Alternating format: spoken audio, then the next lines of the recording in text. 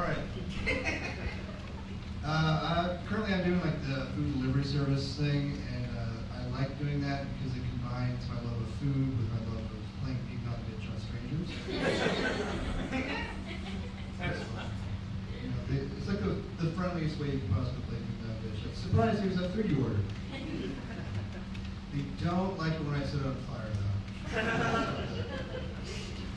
though. I don't have any tattoos because I can just tell people I like the Red Hot Chili Peppers.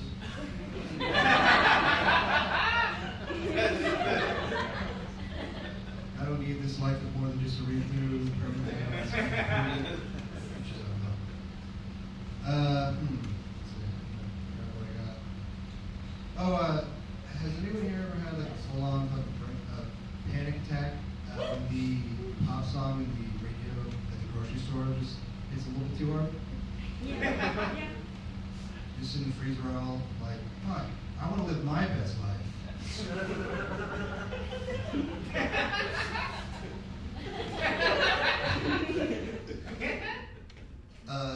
Recently I figured out that I don't think I could ever be a rapper because I'm not that into rhymes.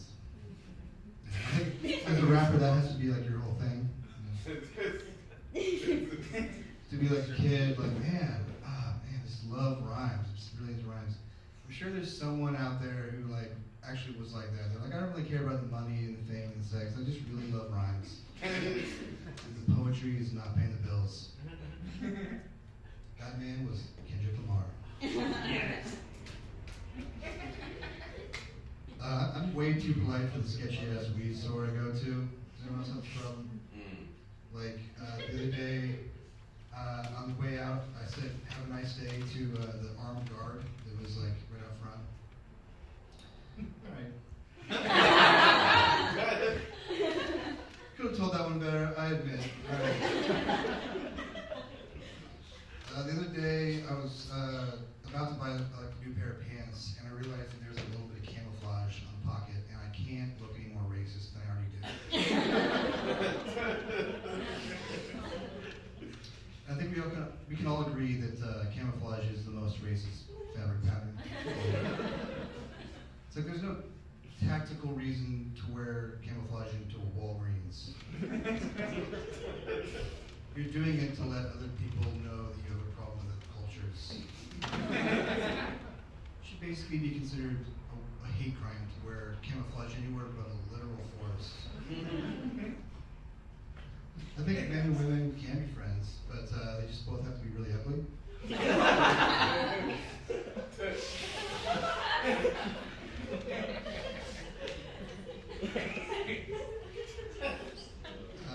I recently lost a lot of weight, which is frustrating because I'm still very fat.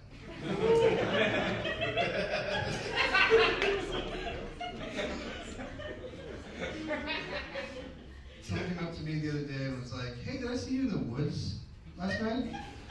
And I don't know if you guys know that there's a bar in Hollywood called The Woods, but I didn't know this at the time. So I thought he was just like, "Hey, didn't I see you shambling through the trees last night? Didn't I see you lurking in the forest outside my house? Hey, wasn't that you peering into my window late at night?" I thought I recognized you. Back when we were kids, you guys had Dare. Everyone always said that like if you smoke weed, that you got like weed tits, like as a man. And I just at this point, I don't think that's true anymore. Because if it was, I think Snoop Dogg would have double D's by now. Doggy dogs, if you will. And it can't be true because if that was true, then women could just smoke weed and they're grow the size of their breasts. You know? Maybe that's who was really behind all the propaganda, the anti-weed propaganda in the 90s. We thought it was the cops or the Christians. Turns out it was Big Boo behind the whole thing. The other day I was walking downtown and I saw this group of people and there was a stop you couldn't walk across. And one of the people in the group looked at everyone else and said, "Guys, it's okay, I'm from Chicago." And then they all walked across the street. As if to say, "Guys, I'm from a place where there's a bunch of assholes. So I can be an asshole wherever I want." Too mean? You guys a big Chicago fan? The Chicago crowd here? You from Chicago? That's fine. It's just what they actually said. I should change it to a meteor town. I was studying to become an insurance salesman right before the pandemic, and it's really frustrating to study that because they use words that mean things that they say, use words to mean things that they don't actually mean. Like, they would never say something as simple as, like, this is the price of an insurance plan, right? Instead, they would say it's the premium. But premium doesn't mean price, not even a little bit. You know, you go to the gas station, you get, like, regular and premium. I guess it means, like, better quality. But I can't do that. I can't, like, change out words in my sentences to, like, nicer sounding words to hide what I'm saying, right? I can't be like, hey, man, I'm going to break into your house and steal all your belongings. Actually, I'm going to deluxe into your house and artisan all your belongings. Hey, man, I'm going to punch you in the face. But instead of the word punch, I'm going to say gourmet. I'm going to gourmet you in the face. Is that better? Because it works. Maybe they're onto something.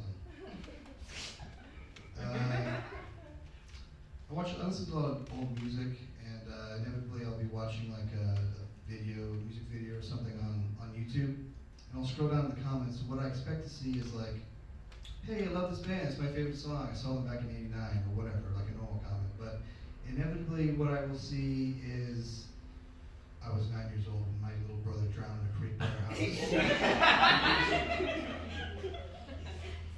This was his favorite song. Now I think of it every time I hear it.